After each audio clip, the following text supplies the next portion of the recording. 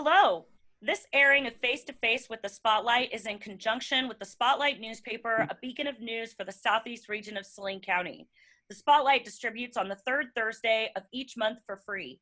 Sign up for a digital copy on the Spotlight Facebook page. Before we begin today's episode, I do want to update folks with information about the Class of 2020 Graduate Parade currently scheduled for Assyria and Gypsum this Sunday, May 10th. I'm excited to announce that the parade will be escorted by Saline County Deputy Sheriff and Southeast of Saline graduate Brent Melander. In addition, Highway Patrol officers Scott Walker and Alex Taylor, residents of the Southeast region of Saline County, Braden Long, the Southeast of Saline School Resource Officer, and Mike Smith, the Assyria police officer, will be traveling with the parade along with fire trucks from the city fire departments and the rural fire departments to ensure social distancing as well as to make some noise. The parade route will also be including the Southeast of Saline parking lot. So if you are not a resident of Assyria or Gypsum, you can still park on Main Street in each town, but you can also park in the Southeast of Saline parking lot to wave to the senior high school graduates as they parade through towns. The parade will start at 2 p.m. in Assyria and approximately 3 p.m. in Gypsum, and will go through your neighborhood if you live in town, so you can maintain social distancing standards by staying in your yard. I want to mention the folks that sponsor communication in the Southeast region of Saline County. Waddles Heating and Cooling in Salina, the local Carrier factory authorized dealer, has met all the requirements specified by Carrier regarding customer satisfaction, professionalism, ability to honor warranties, and they have the appropriate licenses and liability coverage to serve you.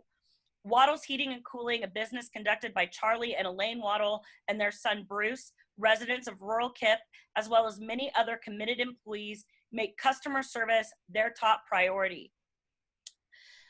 The Ad Astra, a plan to reopen Kansas, is a three-phased approach to reopening the economy, starting with the stay-at-home order lifted on Monday, May 4th. The Lindsborg Community Hospital is prepared to meet the needs of the community it serves moving forward, and according to Administrator Larry Vanderwig, the Southeast region of Saline County is included in that community with representatives serving on the hospital board. The Lindsborg Community Hospital is a subsidiary of Salina Regional Health Center. Currently, no visitors are allowed in the hospital with patients except for with minors and individuals with disabilities. Updates on visitor policy will be published on the Spotlight's Facebook page. Additional businesses worthy of appreciation include Ad Astra Books and Coffee House, the Citizen State Bank and Trust Company, Nelson Green Line, Hobbs Creek Veterinary Services, the Saline County Farm Bureau, All American Sales, the Appliance Center, and K4 Garage, all businesses and organizations with roots in the Southeast region of Saline County. My name is Leslie Manning, publisher and owner of the Spotlight newspaper, and I want to preface the introduction of our guest today by saying, I often say that Kansas is the best state in the union, and there are many people in our fine state and with roots in this fine state that I absolutely respect and adore. And so it is an honor to have two gentlemen on Face to Face today that represent the people who live in the Southeast region of Saline County that are in the Kansas legislature, Senator Randall Hardy and Representative Stephen Johnson. Thank you both for being the voice of people and for being here this morning. Good morning. Good morning. Good morning. Thanks for the chance to talk with you and everyone, Leslie. Absolutely. So I want to ask a few questions and then give each of you a chance to field them. And to be clear, the goal of directing these questions to you is not because I think or anyone should think that you have all the answers, but as you represent the people of the Southeast region of Saline County in Topeka, I think it's important for people to hear your voice and your perspective along with see your face, because I, for one, very much appreciate the energy and effort it takes to participate in state government or any government for that matter. And I believe that you have at least a view of the action worth sharing. So thank you for sharing today. The first question that I thought of to ask was, so we understand that last Thursday, Governor Laura Kelly presented a three-phased approach to reopening the Kansas economy with a plan titled Ad Astra, a plan to reopen Kansas, that included the stay-at-home order being lifted an order that was in response to the COVID-19 pandemic to create opportunity for insured public health. So there is a lot of public conversation still debating whether the timing on the reopen plan is appropriate. And I'm curious what you see, what have been the cost had we not reopened? The concern that I had with continuing was having some sense for how long and what and where, because the risks and resources are very different across the state. And that was one of the messages I shared with the governor's office, is that, you know, in Wyandotte and Wallace County, it's a very different picture for what we face as well as the resources we have to do it. In each case, we want to be careful that we don't overwhelm our healthcare system at any given time and the risk that that is to us. But if it is an indefinite hold that we would have been on, where you're saying, well, is it until there's a vaccine? I think that's what folks were concerned about, to say, how do we get from here to handle the risk as best we can and recognize that that could be different in different places. So I was glad to see that there was a method that began to restore more of the control to the counties to look at what do we face, what do we need to have, and how does that work? In my little corner of the county, in the ag world and on literally the farm, the world can be pretty similar. That's not the case everywhere. Even as we get to, you know, closer or more dense neighborhoods. So I was glad to see that there is something. I'm still concerned on, are there some things that could operate? I was glad to see that churches could make their own decisions on how they can keep appropriately distant and make their decision on what will work best. And actually, online's working pretty well in Johnson County. I don't know that it's working well as we go further west, and I don't know if there are better options, but I'm glad that people can address it. So what I really hear you saying is the cost was some local authority. As we continued at this state authority with the state executive order, it limited the local authority. And now by reopening, we've offered that local authority back to not only county governments and county health departments, but even at the smaller level when it comes to church councils and small business owners. Well, and you did a better job of boiling the question down. I looked at some of the symptoms, but to the cost is how long can we go on the resources that we have saved as a state, as a family unit, as different business units. And that's where the survival of each of those is an important part to look at, that economic cost as well as the control and the opportunities that people needed. Okay. So Senator Hardy, what have you observed in regards to the economic cost, or are there other costs that you've seen had we continued to move forward in the direction we were going without reopening? Well, there were obviously going to be costs regardless of whether we had a plan to fight COVID or not. COVID is a horribly contagious disease. I've heard 100 times more contagious than the flu. And so people were going to be affected. People's lives were going to be affected. Businesses were going to be affected with or without intervention by the state government and the county governments. And so that has happened. And I think that, as Representative Johnson alluded to, what we were doing as counties and state was to try to control the impact, economic impact and social impact of COVID on the state itself. And with that does come an economic cost. The numbers coming out of our Department of Revenue estimate that we're going to be down about $650 million in tax revenue alone, and that's due to the loss of business or that our local businesses would experience, and so it's something that is unfortunate, and it's something I think needed to be addressed, and the state and counties decided to address it in their own ways. And I think that by and large, those measures were reasonable and necessary in order to keep our state and keep the boat upright. Let's put it that way. And I think that the reopening process is much the same. It's going to come as in a measured approach, so that once again, as Representative Johnson mentioned, we do not overwhelm our medical providers with cases that are out of control. And I think we've done a good job of that. In fact, in Kansas, it looked like we did a really, really good job of that. And so I am not as concerned about opening up as long as everyone sticks to the playbook and keeps everyone around them safe. Well, thank you, both Representative Johnson and Senator Hardy. I want to take a minute as we have this important conversation today, and I want to share how Tri-Valley Seed supports the relationships it takes to sustain community. Justin Knopf, owner of Tri-Valley Seed, and Garrett Kennedy are working hard to make sure that seed is available to farmers. Tri-Valley Seed offers Pioneer brand seed product, and when they say "with you" from the word go, that includes being with you when issues arise that are important to the community. So I'm assuming, and I could be wrong, that you have spent some time studying the reopen phased approach, and I'm wondering what your experience developing public policy, or with your experience, developing public policy, what are the elements in Ad Astra, a plan to reopen Kansas, that have caught your attention and you would like people to be aware of?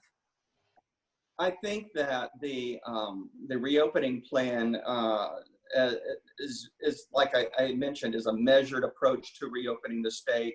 It's cautious, and I think that and it's caused quite a bit of conversation with some businesses as to why you just didn't open everyone now. And I think you could make a case for that. Although the businesses that are reopening, I think to me is a rather sound approach.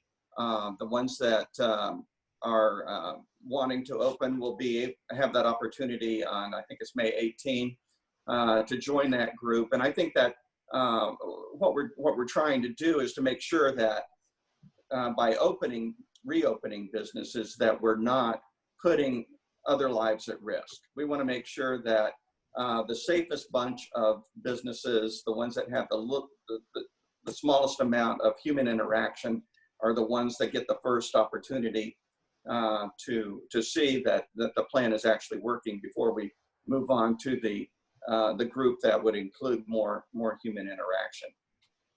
And I think that one part of the plan that I like is that we're keeping the group sizes smaller at the beginning, but then we're beginning to let people organize and congregate in larger groups starting on May 18th and after the 1st of June. I think that's important. And we're all social animals, and we enjoy the company of others. And people talk about having cabin fever. Well, I'm having people fever. When you're in this business, you enjoy the company and conversation of others. And Zoom is nice, but it just doesn't, accomplish the same thing as if you're there talking to the people in person.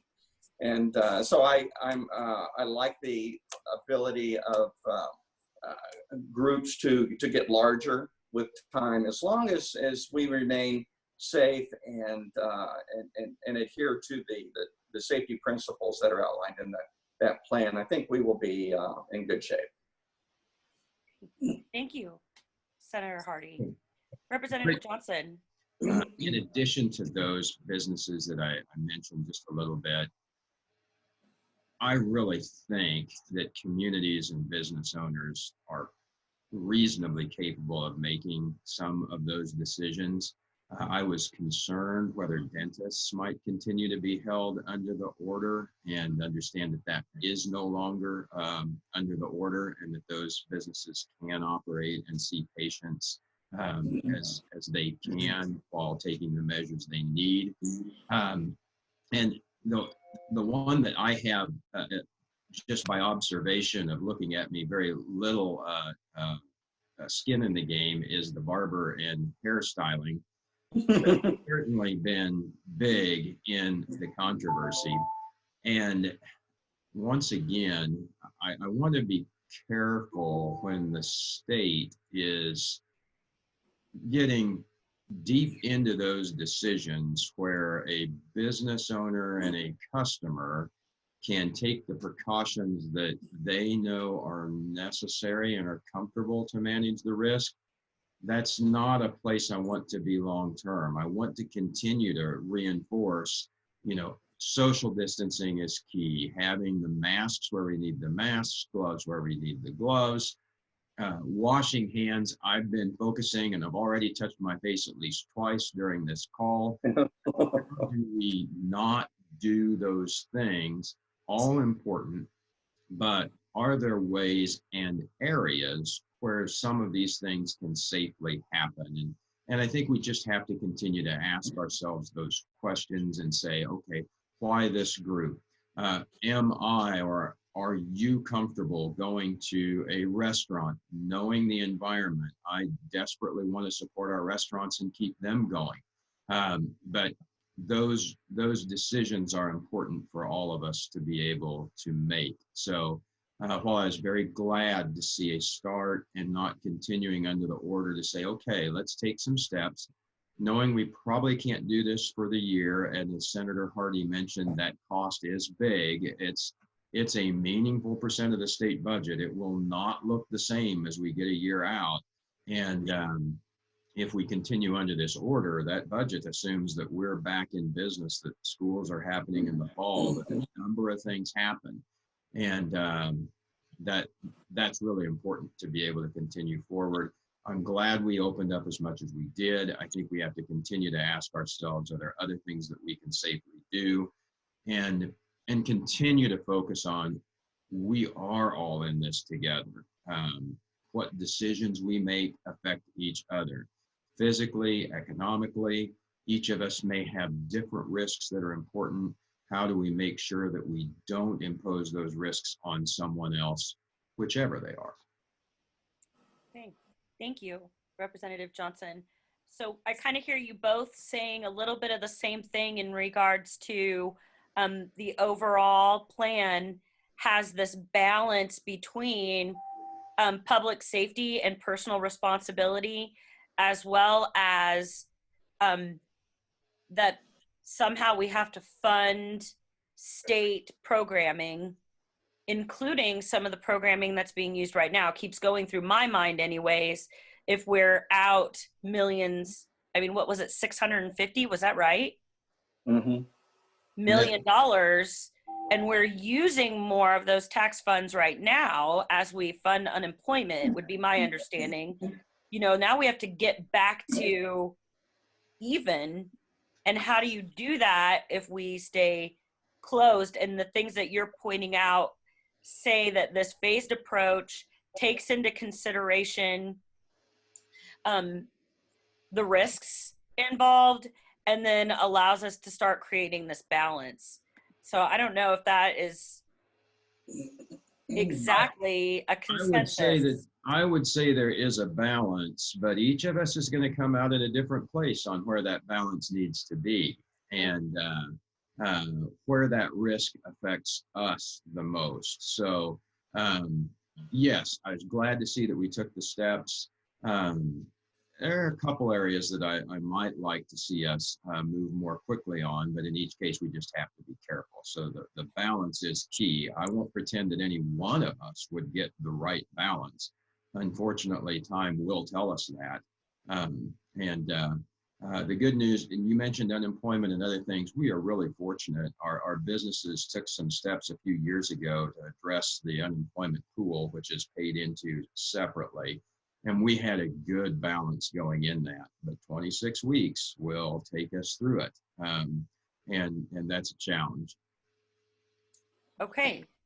So what I want to come and get into that a little bit and unpack that. So there was a separate account with the unemployment balance, and it is taking care of us right now. Right, it is, and it would not have a couple of years ago. But thankfully, some changes were made in how that was funded, and then we had some lower claims for a period of time, and that unemployment pool was strong coming into this. We'll have to look at it again next session to see how that all fits together, and hopefully that's not another burden to put yet again on top of the businesses that are already stressed. Okay, and I saw you nodding, Senator Hardy. You are looking at that data too. Exactly. And the other part of it is the businesses are struggling right now. And a sizable proportion of those businesses may close and not reopen because of the finances of the situation. And also, we are assuming in all this, and Representative Johnson alluded to this, is that even with the reopening plan, that doesn't mean that potential customers are ready and willing to jump out of their houses and to visit businesses and pretend like this never happened.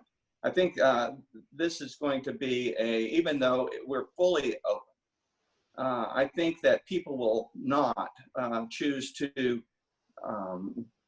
use certain services or businesses because they just don't feel comfortable yet doing so. And so that part of the equation remains an unknown, and it'll have a probably negative impact on both business income and also tax revenues by the state that will have to be addressed next session.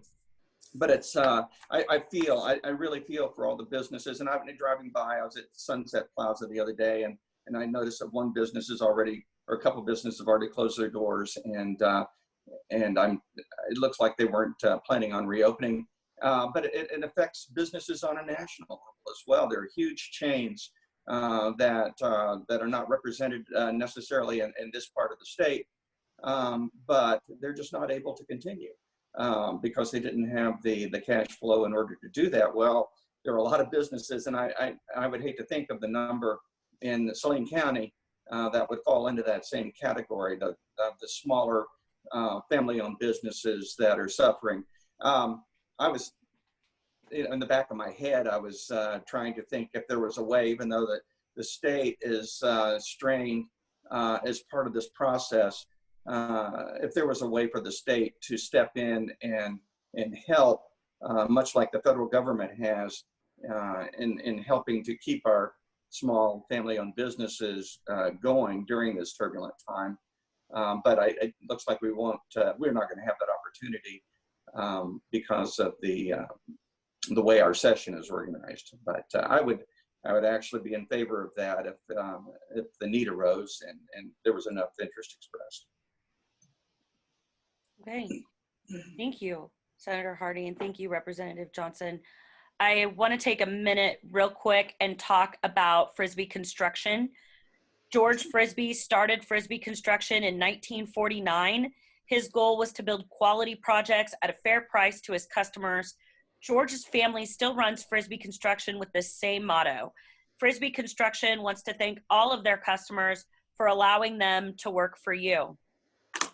So I suppose I could have segued that in quite a bit better, and really, we do have these small businesses that are family owned and family run all across the state. And even with Frisbee Construction, they employ people. And so I can't imagine if a business, whether it employs 5 people or 100 people, if they weren't able to come back after this. Not only have we had to endure a time of uncertainty for a month and a half, but then if a person doesn't have a job to come back to, then that's even more uncertainty to deal with. And I just find that stresses me out to think about. So my next question, however, is the larger argument to reopening anything right now revolves around the threat of a disease with a noticeable hospitalization rate and death rate amongst a vulnerable population of elderly and immunocompromised citizens. So I'm wondering, what pieces of the plan do you see are instituted to continue protecting human life? And I wonder if we want to go ahead and start with Representative Johnson, and if you would like to share the data that you had brought to the table today in response to this question. Well, yeah, that'd be just fine. I'll flip over to that. And the older population is one that is more at risk. And there's so much information. It's hard to look at any one data set and have a complete picture. So I don't want to overweight anything, but this was one that had been put together and came from KDHE data that I found useful to really point that out. If you're able to see as the age of someone increases, cases, we actually have a pretty good spread of cases throughout the age range, and thankfully we have done a good job among our older population of them protecting themselves, and equally importantly, all of us considering their risk and how we interact with them, given that and it is literally morbid, so that it's not a fun set of data to look at, but below 55 years of age, the death rate is pretty low, but it climbs to some scary numbers if you come in contact with this disease. And this isn't the only thing, but it's one thing to look at. Underlying conditions appear to be such a big deal as you look at the impact of what this brings us to for any of us at any age. I've heard how absolutely horrible it is to endure from at least a handful of people that I know from other states that have had it. And just considering those pieces are really key. So as we open up, still not wanting to go to restaurants, still, if the churches open up, may not be a good idea to start attending just to make sure that that population, and similarly our healthcare workers in an area, don't start facing a number of those cases that are really challenging. So just one piece of data to consider. And so how do you see the reopen plan kind of utilizing this data and giving these folks some of the freedom that they might be able to protect themselves and or Right. So the reopen plan doesn't discriminate by age in itself, but it starts to give us some of that ability to take those steps where folks who have fewer risks and are perhaps starting a business and worried about keeping that going, and perhaps extremely worried about keeping that going, what steps they can reasonably take to keep all of. Again, we need all of those things working to best get through this. And as we mentioned earlier, we will eventually know if we were too cautious or aggressive. And I think all of us fear the being too aggressive part. It's just how can we be smart about taking those risks? And each of us will have a different tolerance for being able to do that. But the data is the data. It's useful to have. I don't think this has any spin on it, but it's always tough to try and break down and say, do I have something that I can really rely on as I see things from different sources? Generally, if I've got KDHE data, I think for Kansas, that's a useful source just to get an idea of what the lay of the land might be. Okay, and so what I really came to understand in the last part of what you had to say is that, so what this reopen plan does is, as we're looking at this data, the younger demographics have less chance of a fatal response to COVID-19. And so if we can give them the opportunity to fund our state budget, Yeah. it's almost as they are comfortable. And similarly, another part of that data, there's some pretty high case numbers, even among 30-year-olds.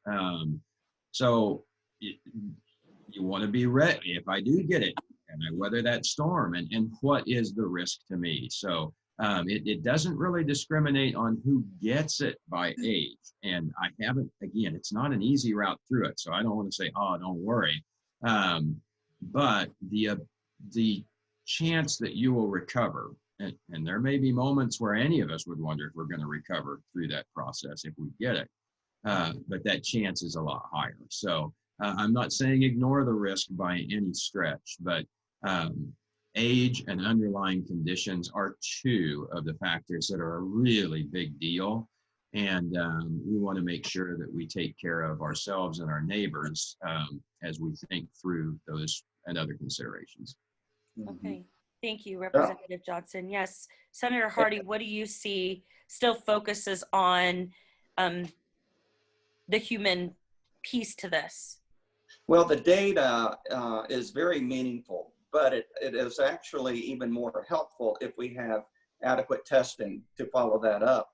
And so to determine whether those asymptomatic people are actually have had the virus and so are more safe to work with around people that may be more susceptible. And so I think about it. I'm going to be visiting my 91-year-old mother this weekend in Lewisburg. And, you know, I've been very, very cautious about what I've been doing in the last couple of weeks in preparation for this visit.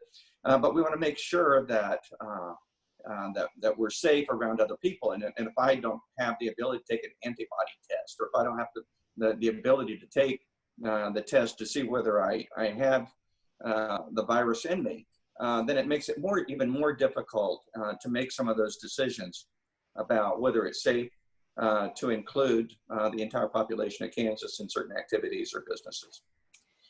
That's a very good point. I was listening to the administrator for Ford County on television news the other night, and he was mentioning that Ford County is reopening because they're testing. So they're testing a large population. According to the KDHE map, it was like 1 out of every 20 people are being tested in Ford County. And so what I hear you saying, and that was a part of the reopen plan, is how do we test more people? Because that creates an opportunity for those folks to quarantine, creating a safer marketplace. Am I hearing you correctly in regards to what you're saying? Exactly. And one thing that we're going to have to do a lot better job of is tracing contacts. Right now, there's only one state in the nation, North Dakota, that has an adequate number of contact tracers working in the state to follow the trail to make sure that everyone that is coming in contact with an infected person is quarantined. And until we are able to do that in the state of Kansas, we won't truly have a good handle on what our situation is and that it is adequately addressed.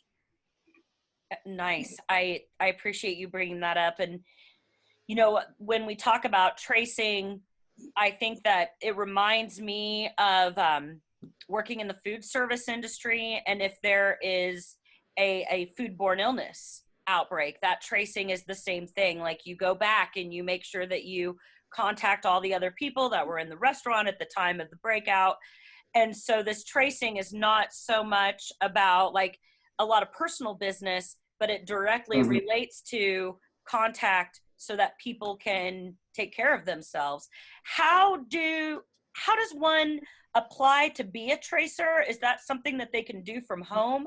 Do you know that information, Senator Hardy?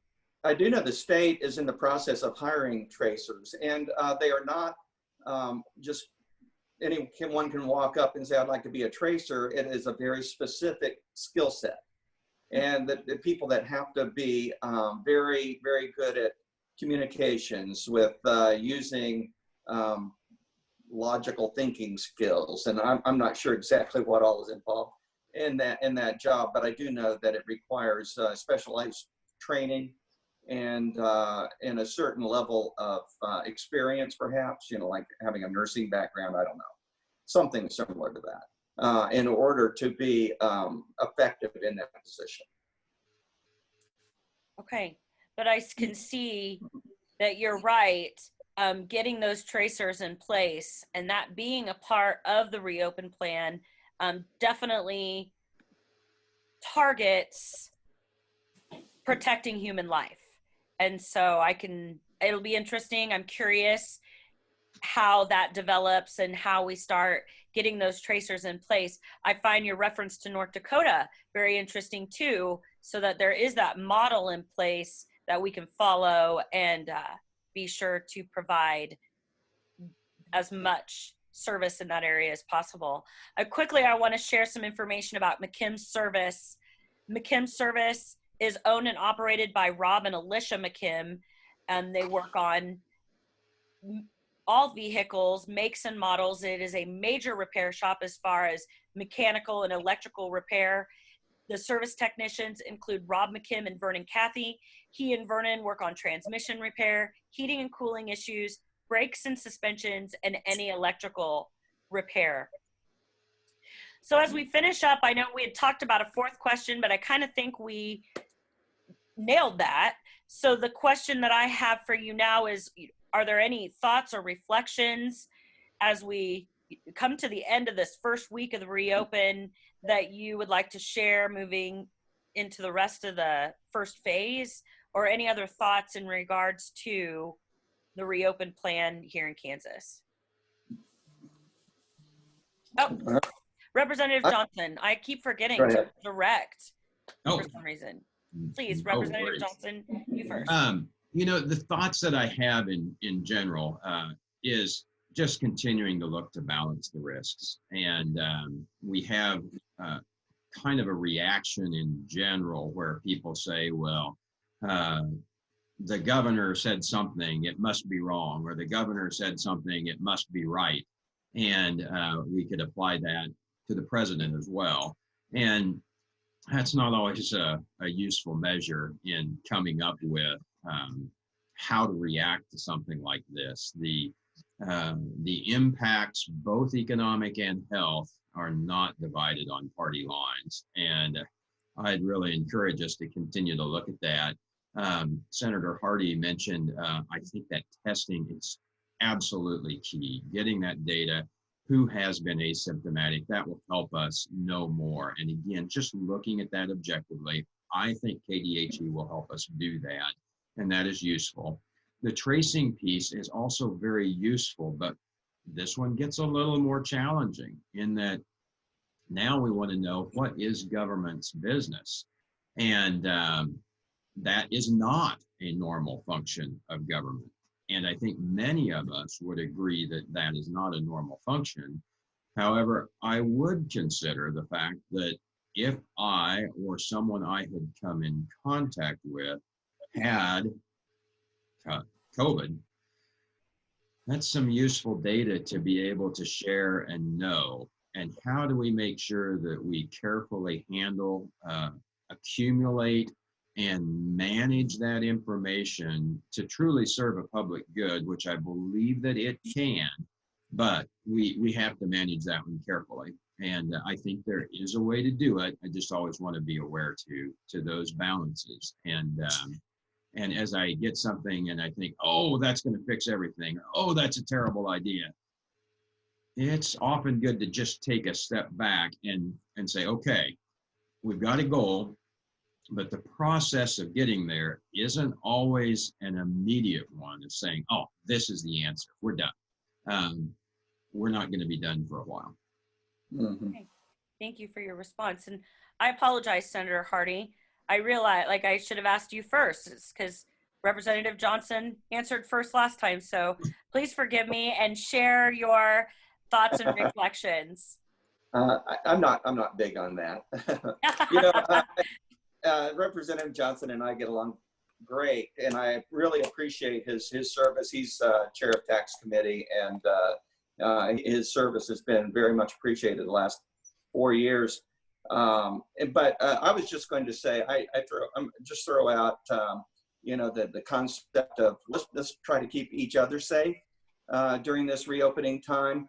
Remember to wash your hands and don't touch your face. I'm guilty of that as well. And keep that social distancing. And if social distancing is not possible, like when you're going to Dillon's to buy groceries, do wear a mask to protect others. And as long as we do that, I think we'll keep COVID in its place. Okay. Well, I very much appreciate each of your time this morning. Thank you for being on the show today, both Senator Hardy and Representative Johnson, and thank you for sharing your thoughts with the Southeast region of Saline County. And to you, fellow community members, thank you for watching Face to Face with the Spotlight, and I ask you to tune in next week for another episode at 5 on Friday.